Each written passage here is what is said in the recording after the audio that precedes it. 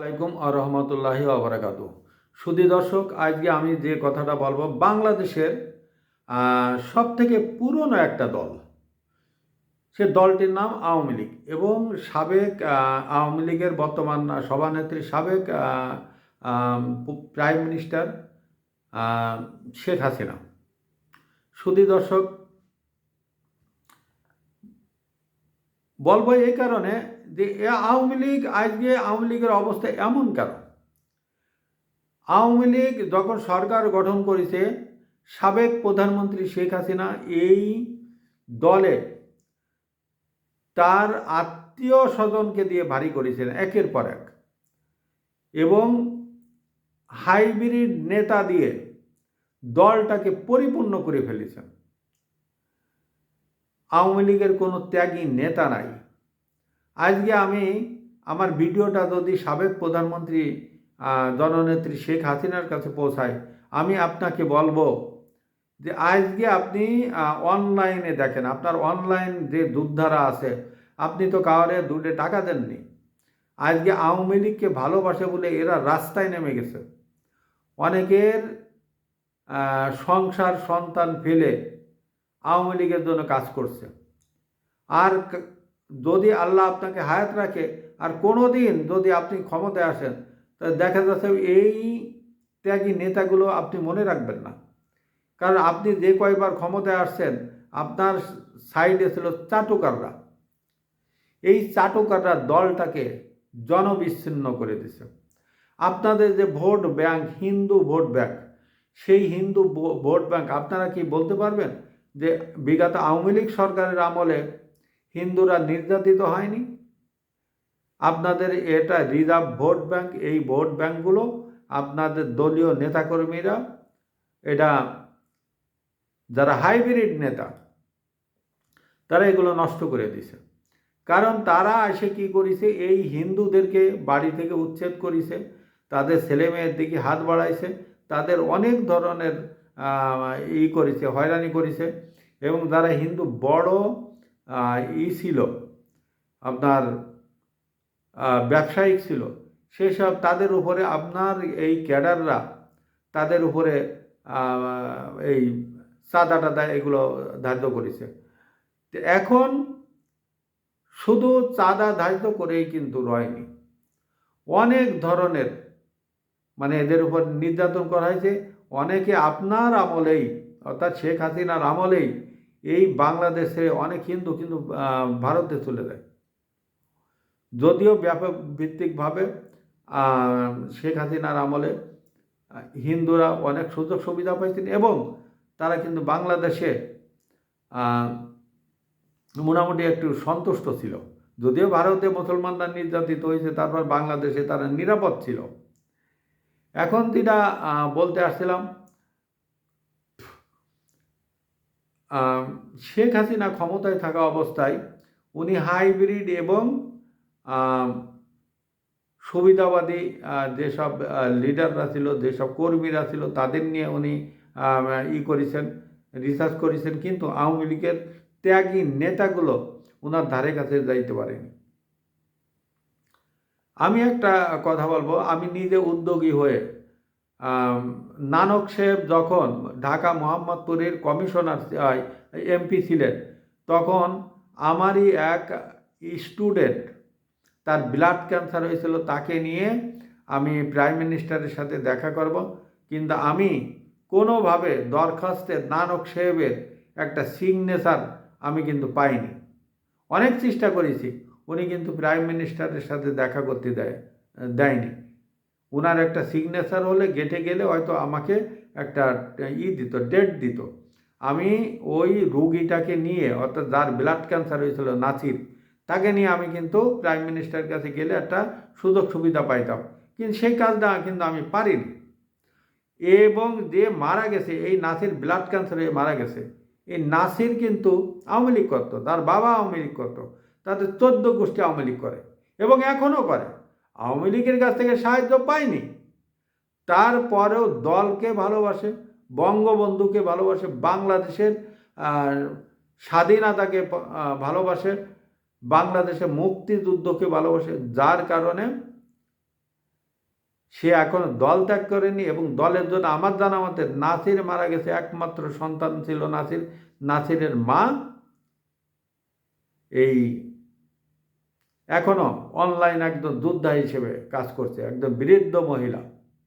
তারপরেও দলের জন্য তার নিজের একমাত্র সে সন্তান হারাইছে, সেদিকে তার ভ্রুক্ষেপ নেই। হাসিনা দেশ ছেড়ে চলে গেছে, এইটাই তার যন্ত্রণা, এটাই তার যন্ত্রণা। আপনার সময় অনেক মহিলাদেরকে হেনস্থা করা হয়েছে, আর ওইটা বললাম না, শুধু এতটুকুই বললাম। শুধু এখনও হচ্ছে না, এখন আপনার সময় হয়েছে 5% বা 10%, আর এখন হচ্ছে 90-95%। পার্থক্য কিন্তু এইটাই, কারণ আপনি একজন মহিলা, যার কারণে আরেকজন মহিলা, মানে অনেক ঘটনা আছে যেটা বললাম না। এখন এই বর্তমান সরকারের সময় যেভাবে মুক্তিযুদ্ধ এবং মুক্তিযুদ্ধর নিশানাগুলো যেভাবে নষ্ট করা হচ্ছে, যেভাবে ম্যাটিকুলার ডিজাইনে ধ্বংস করা হচ্ছে, যেটা এর আগে কোনো সরকারের সময় এটা হয়নি।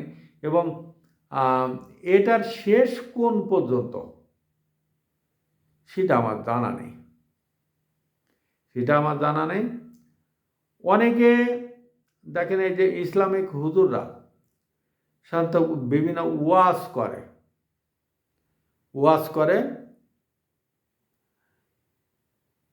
এই যে ওয়াজের সময় আমি একটা ঘটনা বলি।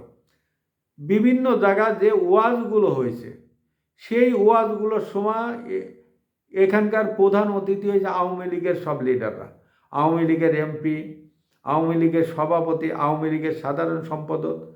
এই ওয়াজের প্রধান অতিথি তিনি হয়েছেন এই ব্যক্তির সামনে, আওয়ামী লীগের লিডারদের সামনে মহিলাদের বিভিন্ন কুৎসিত ভাষায় গালিগালাজ করেছে এই হুজুররা।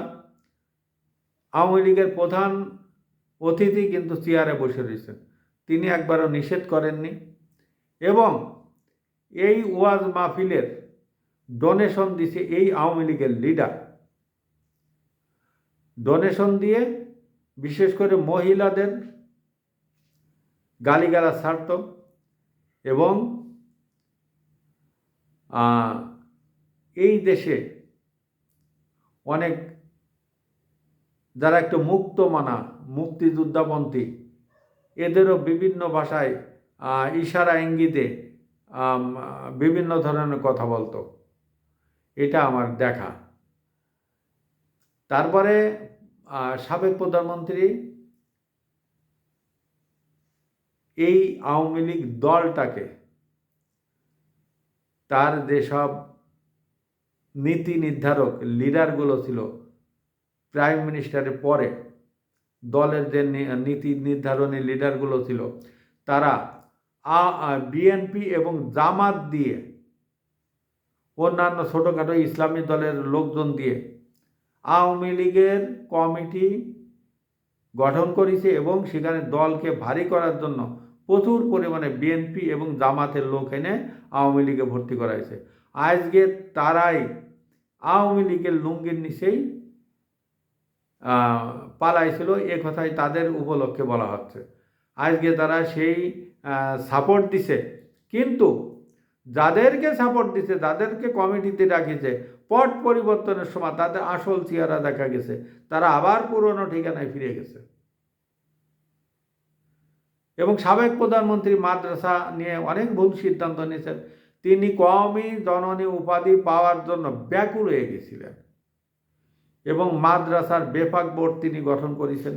মাদ্রাসার ছাত্ররা যাতে ঢাকা ইউনিভার্সিটিতে ভর্তি হয়ে ঢাকা ইউনিভার্সিটিকে মাদ্রাসা বানানো যায়, সেই ব্যবস্থা কিন্তু সাবেক প্রধানমন্ত্রী করেছেন। এবং তিনি যে বিহারিদের বিভিন্ন সুযোগ সুবিধা বাংলাদেশে দিয়েছিলেন, যে রোহিঙ্গাদেরকে তিনি বাংলাদেশে আশ্রয় দিয়েছিলেন, সেই বিহারি এবং রোহিঙ্গারা এই প্রধানমন্ত্রীকে উৎখাতের জন্য অন্তত 60% দায়ী। তারা আমার মনে হয় কোনো মানুষ ঘরে ছিল না, সবাই শেখ হাসিনার পতন দেখতে চাইছিলেন। যে রোহিঙ্গাদেরকে আপনি আনলেন, সেই রোহিঙ্গারা গাড়িতে উঠে চট্টগ্রাম থেকে, কক্সবাজার চট্টগ্রাম থেকে তারা ঢাকায় চলে আসে।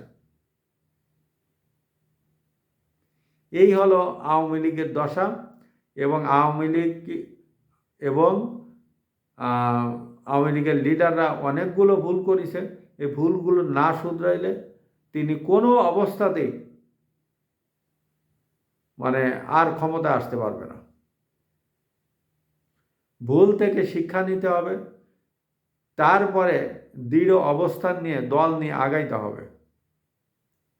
আর সুধী দর্শক, আজকে আমি এই বিষয়ে একটা ভিডিও করলাম। এর পরের বিষয় ভিডিও করব যে সাবেক প্রধানমন্ত্রী শেখ হাসিনা তার আত্মীয়দের সাহায্য দিয়ে যেসব বড় ভুল করেছিল আর যেসব অনেক অন্যায় লুকায়িতভাবে আছে, সেগুলো আমি পরের কন্টেন্টে আমি আপনাদের জানাবো। আসসালামু আলাইকুম ওয়া রাহমাতুল্লাহি ওয়া বারাকাতুহু।